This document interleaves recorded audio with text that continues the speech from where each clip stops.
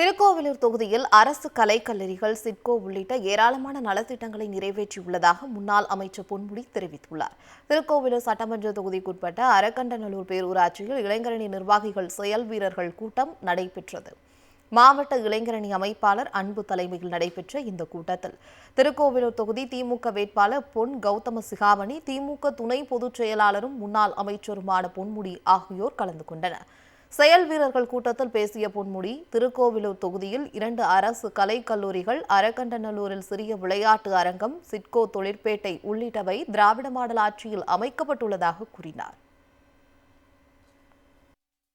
அரகண்டநல்லூரிலே ஒரு பாலிடெக்னிக் கல்லூரியை கலைஞர் இருக்கிற பொழுதே கொண்டு வந்தது.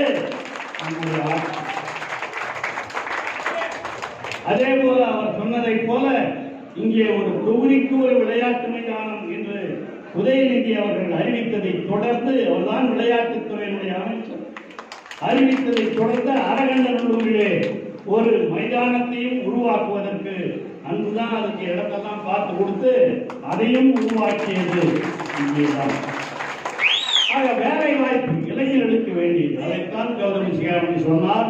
இங்கே வேலை வாய்ப்புக்காக பல்வேறு பணிகளும் நடைபெற்றுக் கொண்டிருக்கிறது. இதையெல்லாம் நீங்க இளைஞர்கள் எண்ணி பார்த்திட வேண்டும்.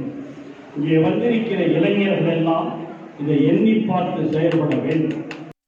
திருக்கோவிலூர் தொகுதியில் அரசு கலைக்கல்லூரிகள், சிட்கோ உள்ளிட்ட ஏராளமான நலத்திட்டங்களை நிறைவேற்றியுள்ளதாக முன்னாள் அமைச்சர் பொன்முடி தெரிவித்துள்ளார். திருக்கோவிலூர் சட்டமன்ற தொகுதிக்குட்பட்ட அரக்கண்டநல்லூர் பேரூராட்சியில் இளைஞரணி நிர்வாகிகள், செயல் வீரர்கள் கூட்டம் நடைபெற்றது.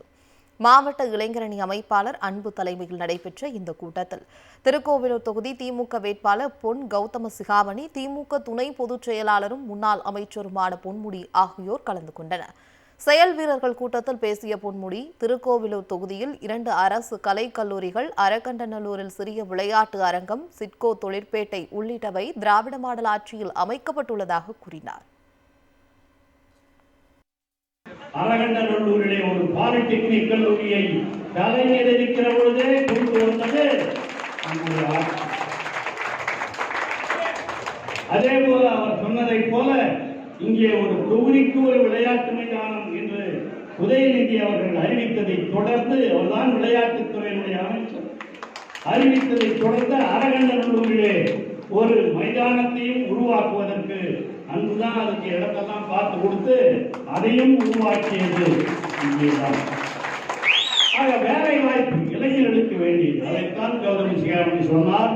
இங்கே வேலை வாய்ப்புக்காக பல்வேறு பணிகளும் நடைபெற்றுக் கொண்டிருக்கிறது. இதையெல்லாம் நீங்க இளைஞர்கள் எண்ணி பார்த்திட வேண்டும். இங்கே வந்திருக்கிற இளைஞர்கள் எல்லாம் இதை எண்ணி பார்த்து செயல்பட வேண்டும்.